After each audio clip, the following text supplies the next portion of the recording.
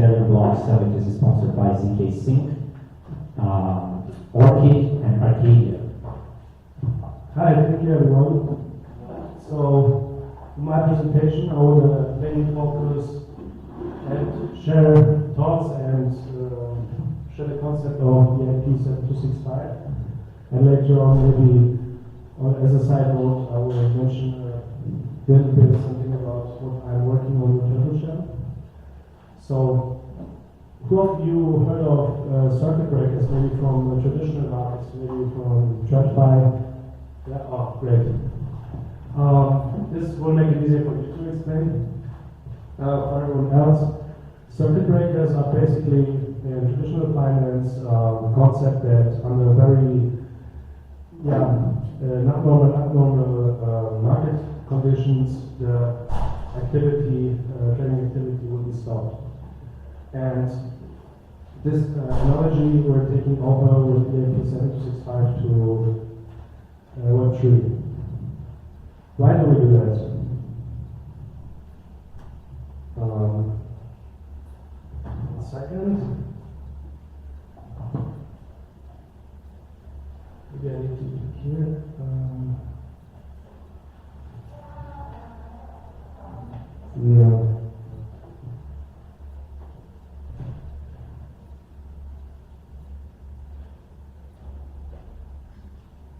Maybe I need to zoom out a bit. Like that. Yeah, great. Because over $1 billion has been spent in smart contract security in 2022, yet 4 billion got stolen the same year. So this is a very inefficient market. It is a growing and big market, but it's very inefficient.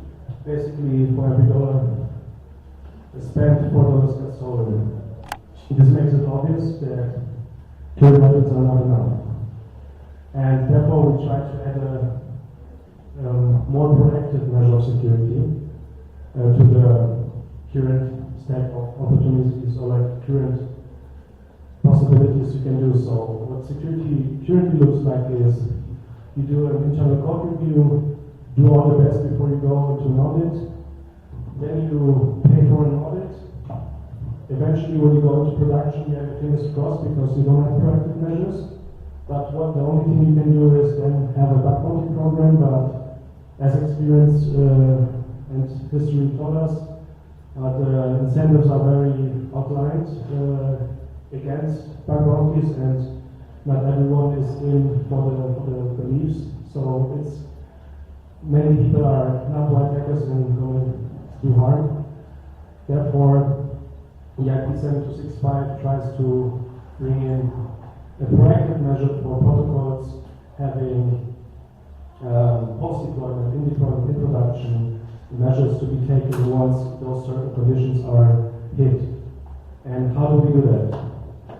The standard, the first definition, and EIP is still in the making and still up in the discussion in the Ethereum community, but first, unlike the initial way of what we talked about it, and idea behind it is outlining a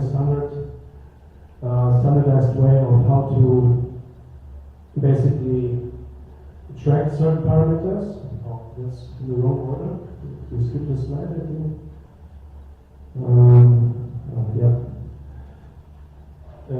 How to, for example, track TPL inflows and outflows of a protocol, and for that create thresholds under which, if those thresholds are hit, security measures can be taken.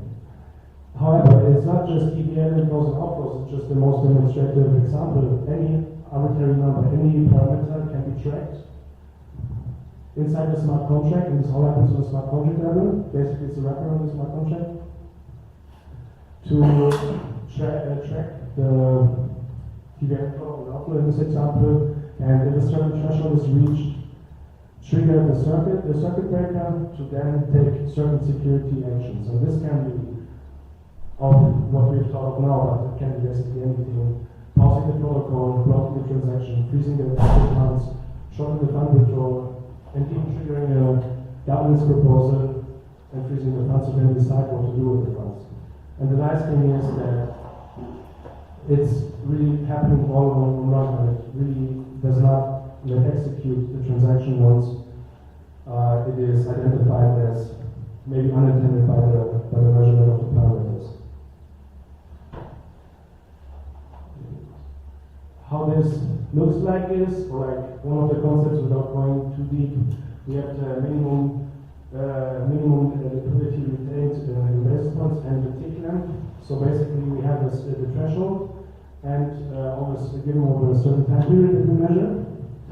And the settle, so this is basically the trading part, and we have the settlement module, and the settlement module is an interface that then decides, or like basically says, here is an event happened, and now we're going to decide what to do. And this is the general one that basically just says it has to be done something, but there are, like here shown, different ways in which they can be specified or negotiations to be taken. And this we can skip. And one of the great benefits of that is that it allows for a lot of great new use cases and also new incentives of how to, first of all, think about security and act in security. It's very hard to monetize and build products that are efficient and people want to use and pay for. And this allows, since we now have a above threshold that we can track and know these are the normal market conditions under which the smart contract will operate. We can now have, for example, we have a quantifiable risk, and this allows for great new use cases, like, for example, calculating on-chain insurance premiums, taking this into any other considerations of analytics and other tooling around. And that's also what we're doing with TurboShell. It allows for DeFi protocols to use it for risk management, on-chain insurance. You can also use it for account abstraction. And what we do with TurboShell is basically giving management tooling for the management and adjustment of thresholds and management of circuit breakers. And also this product we have. And also this will be mostly free to use, and we're still in the making an SDK for protocols to have a seamless way of integrating circuit breakers. And yeah, this was basically it. We'd love to hear your feedback and questions, and we will have a tap connect for everyone who's going the circuit breaker meetup. When you get that, there was an entry also to the event to sign up, and we would love to see you all there. So if I get any of this wrong, forgive me. So let's say that I want to transfer something from my wallet to somebody else, or I've got my wallet here. How do you know that that transfer I'm making over there is a real one? Another false positive? Or how do you know that someone from North Korea is hacking my account? That's on a deeper level that has something specifically to do with. North Korea, but it's any hacker. How do you know whether the transaction is a real transaction or a fraudulent one? How does it know to put the circuit breaker in? This is identified by the protocol as what it says is normal operational conditions and whatnot. So, if you, for example, would now withdraw from your own account, let's say you have a smart account, on that level you would define those thresholds. And now for the protocol, which is like the most the most use case we're looking into, and we will see the most benefits.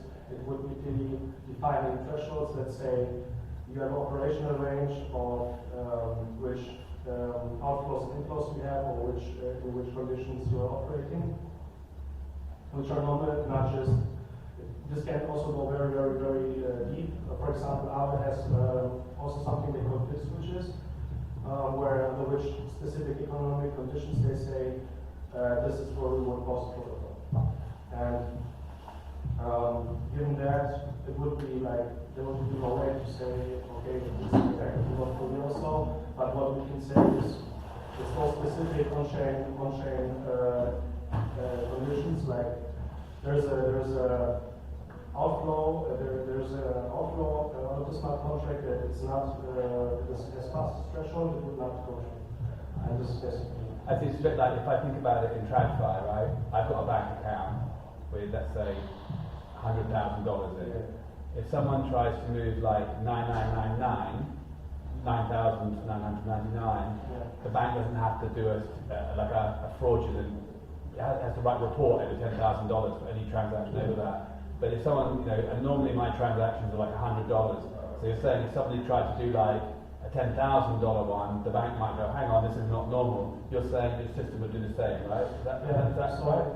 Basically, that's the like way of what risk you wanna weigh more out for. You wanna. What I understood from your question is like, what if the hacker would be like moving above the thresholds and like just doing like kind of chocolate. Or just below the threshold? Just below the threshold. So like, he's aware, okay, this is the threshold, and now I'm moving out funds, and I can basically exploit upon the threshold without going to that. This is a problem of the circuit breaker, but it is still mitigating the risk of big exploit that would drain all funds. We have actually replicated a couple accident that happened and shown that it would have worked.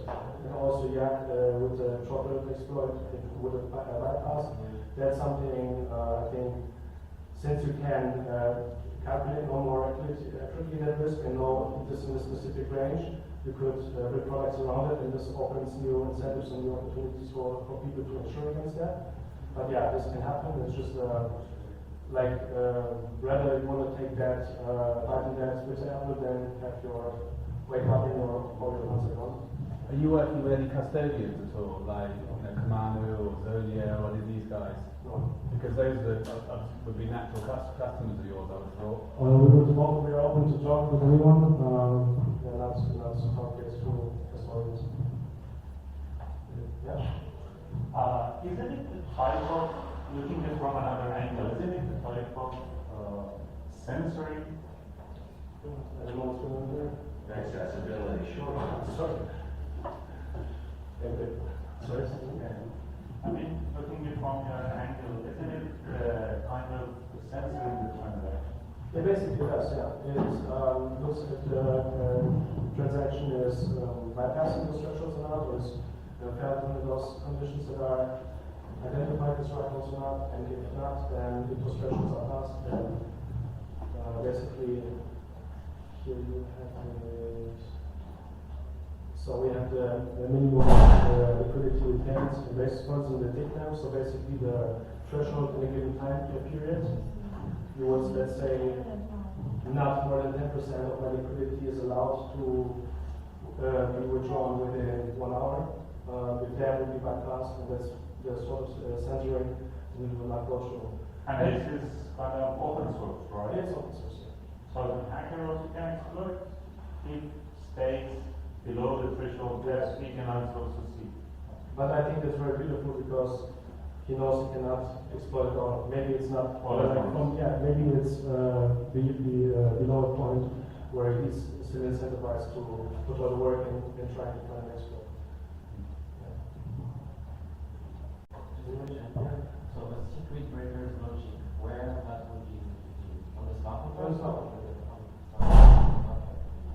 So isn't the threshold after we have it live? Yeah, so the threshold is basically updated with the documentation. Okay. So we think more execution. Yeah, that's one thing. Depending on the implementation, and that's also like one thing we're very heavily thinking about is gas efficiency.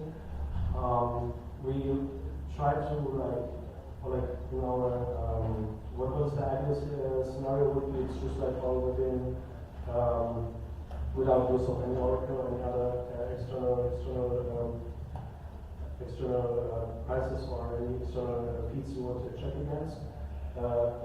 Gas optimized way would be basically to check against the Oracle price, but there's many ways of doing it. It's basically more just introducing this concept, and what people make out of it is really on a protocol specific level.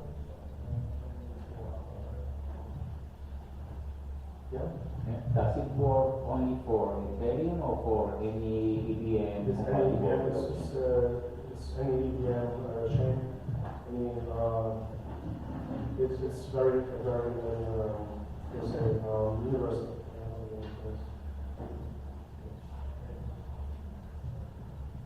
Any more questions?